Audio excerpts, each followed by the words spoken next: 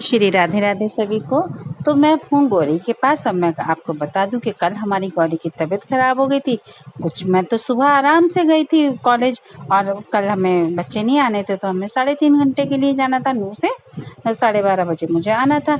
और मैंने आकर देखा कि हमारे घर दरवाजे पर तो गौशाला के दरवाजे पर तो डॉक्टर खड़ा है। मैं तो घबरा गई, ऐसे कैसे, मैं तो सब कुछ ठीक छोड़ के गई हूँ। तो तनु आ रही थी मेडिकल से दवाई लेके। हमने तनु से पूछा क्या हो गया। तनु बोली मम्मी गौरी को थोड़ा सा धसका लग रहा था। तो हमने कहा धसका लग रहा था कि हाँ, कि मैंने फिर डॉक्टर अंकल से बात करी तो उन्होंने कहा उसको इंजेक्शन लगना पड़ेगा। हालांकि मैं एक बार और हुआ था ऐसे, तो हमने देसी ऐसे गुड़ और ये अजवाइन और ये नमक और सौंठ पका के दे दिया था तो सही हो गया था। लेकिन ये बच्ची थी, इसको इतना वो नहीं पता।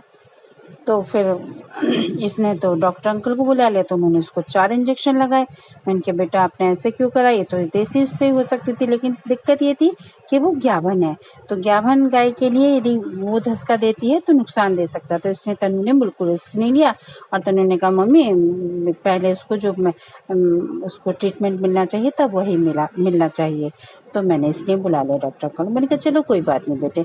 लेकिन हम रात तक वहाँ बैठे रहे और देखते रहे कि हमारी गौरी माँ की तबीयत खराब तो नहीं हो रही। फिर मैंने उसको शहद और हल्दी 20 ग्राम हल्दी, 20 ग्राम काली मिर्च और शहद मिलाकर उसको चटाया 2-3 बार।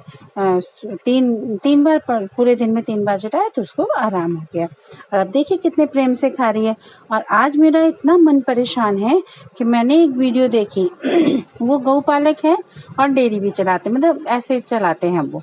तो वो ये कह रहे हैं कि अपनी गाय को वो एक पड़ोस वाली आंटी को दे रहा है। तो पड़ोस वाली आंटी को क्यों दे रहे, क्योंकि गाय हो गई बूढ़ी और मुझे नहीं लगता शायद वो थोड़ा बहुत दूध यदि दे भी रही होगी तो कब तक देगी। और पड़ोस वाली आंटी उसका क्या कर लेंगी, वो तो छोड़ ही देंगी। लेकिन सोचने वाली बात यह है कि जीवन भर वो तुम्हारे घर रही, तुम्हारे घर का सदस्य है और उसने तुम्हें ही दूध पिलाया, तुम्हें ही जो भी तुमने उसके साथ सेवा करी है जो करी है, और उसका अंतिम समय जो उसका केयर का समय है उसमें तुम किसी दूसरे को दे कैसे सकते हो। तो मैं कहती हूँ ऐसे लोग फिर क्यों सिर्फ लालच के लिए क्यों करते हैं ये काम। ऐसे नहीं करना चाहिए। यदि कोई गौ माता या कोई, मैं तो ये कह रही हूँ भैंस भी है या कोई ऐसा भी प्राणी है जिसने हमारे पूरे जीवन हमारे घर में रहकर हमारे परिवार का सदस्य बना है, हमारी केयर करी है, हमारे साथ रहा है, तो हम उसे ऐसे दूसरों के हवाले छोड़ कैसे सकते हैं। इतना तो हमारे अंदर ये इंसानियत होनी ही चाहिए।